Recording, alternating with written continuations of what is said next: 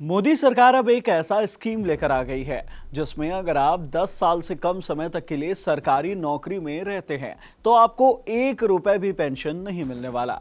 जी हाँ, केंद्र सरकार की ओर से यूपीएस यानी कि यूनिफाइड पेंशन स्कीम का ऐलान किया गया है और ये स्कीम अब 1 अप्रैल साल 2025 से लागू होने वाली है। इस नए पेंशन स्कीम की घोषणा केंद्रीय मंत्री अश्विनी वैष्णव ने की है और कहा गया है कि 23 लाख कर्मचारियों को इस स्कीम का लाभ मिलने वाला है। हालांकि सरकार ने इस स्कीम में कुछ नियम तय कर दिए हैं जिन्हें जानना बेहद जरूरी है और वो भी तब जब ये नियम सरकारी नौकरियों से जुड़े हुए हैं। तो चलिए इस वीडियो में आपको बताते हैं कि आखिरकार ये नई पेंशन स्कीम जिसे यूनिफाइड पेंशन स्कीम कहा जा रहा है ये क्या है, इसके नियम क्या कहते हैं और इसके आने से सरकारी नौकरी के नियम कैसे बदलने वाले हैं। Hello everyone, I am Himanshu and you are watching uncut.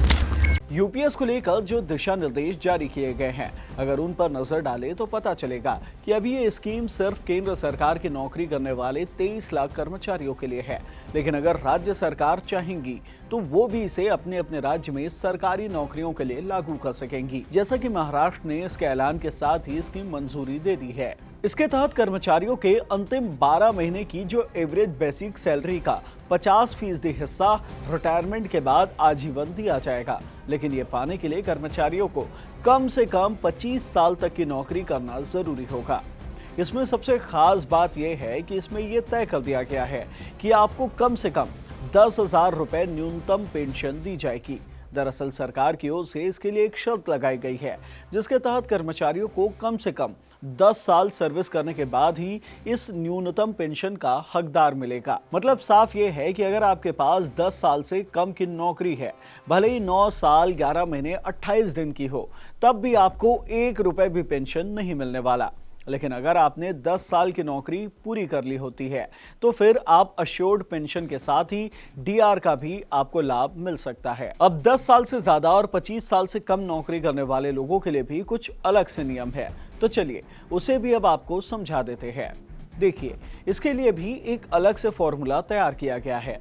मान लीजिए कि अगर कोई सरकारी कर्मचारी 24 साल की नौकरी कर लेता है तो फिर उसे न्यूनतम नहीं बल्कि 25 साल के लिए तय किए गए 50% की तुलना में कुछ कम यानी कि 40 से 45% के बीच पेंशन मिल सकती है। यानी कि जैसे कि मैंने आपको ऊपर बताया था कि 25 साल की नौकरी कर लेने पर जो आपको 12 महीने की एवरेज बेसिक सैलरी का 50% पेंशन मिलेगा, तो इसी से कम करके 40 से 45% पेंशन काट दिया जाएगा, यानी कि इसमें वो 10% वाला फैक्टर काम नहीं करेगा। वैसे इस पेंशन स्कीम के केंद्रीय मंत्री अश्विनी वैष्णव ने कई सारे फायदे भी गिनाए हैं, जैसे कि अगर कर्मचारी की मौत हो जाती है तो फैमिली में से किसी एक योग्य सदस्य को कर्मचारी के पेंशन का 60% दिया जाएगा, जबकि अगर किसी कर्मचारी ने सिर्फ 10 साल या उससे अधिक सर्विस की है तो उसे कम से कम पेंशन 10,000 रुपए तो दी ही जाएगी। इसमें कुछ और लाभ भी बताए गए हैं, जैसे कि ग्रेचुइटी के अलावा रिटायरमेंट पर एक मुश्त राशि भी दी जाएगी।